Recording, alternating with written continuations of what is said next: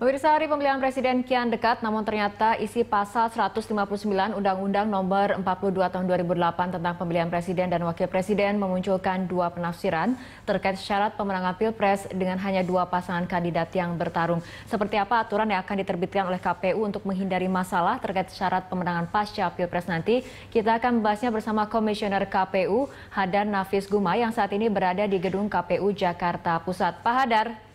Halo, ya.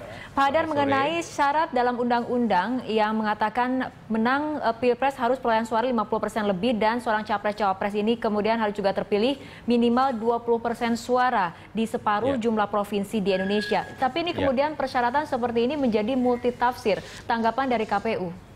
Ya, multitafsirnya apakah kalau peserta pemilunya adalah dua pasangan calon, apakah persyaratan dukungan yang merata tadi yang sekurang-kurangnya 20% perolehan suaranya di lebih dari separuh provinsi di Indonesia itu juga harus terpenuhi atau tidak?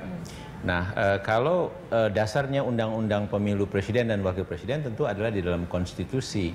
Dan kalau kita perhatikan di dalam konstitusi, memang Presiden dan Wakil Presiden yang kita pilih itu haruslah memenuhi dua syarat ini dulu. Perolehan suara yang mayoritas itu 50% plus 1 dan juga mempunyai dukungan yang merata, yaitu yang 20% di sekurang-kurangnya perolehan suara mereka di sekurang-kurangnya separuh dari provinsi di Indonesia yang jumlahnya sekarang kalau separuh lebih itu adalah 18. Oke. Nah, ini yang sekarang perlu kita pastikan dulu apakah kalau pasangannya dua seperti sekarang yang terjadi itu perlu ada putaran kedua atau tidak kalau Pak Hadar, kedua syarat tadi tidak terpenuhi. Dari aturan yang ada tidak bisa kemudian dipastikan bahwa jika hanya dua pasangan yang bertarung dalam Pilpres maka peraih suara terbesar otomatis menjadi pemenangan Pilpres?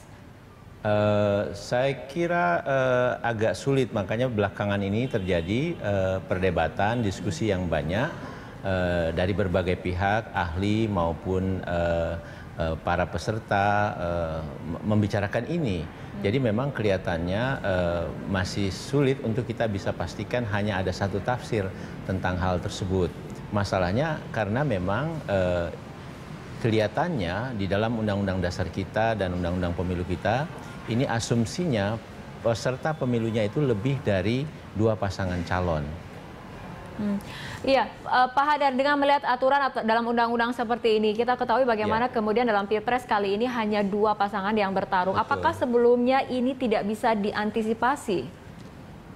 Kalau mengenai berapa banyak jumlah pasangan calon, tentu kami sebagai penyelenggara tidak bisa.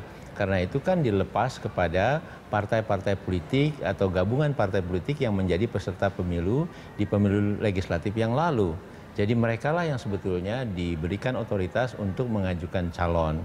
Nah, memang ada batasannya juga, tetapi bahwa itu menjadi dua calon atau itu menjadi lebih dari dua pasangan calon, itu adalah haknya dari partai-partai politik atau gabungan partai politik.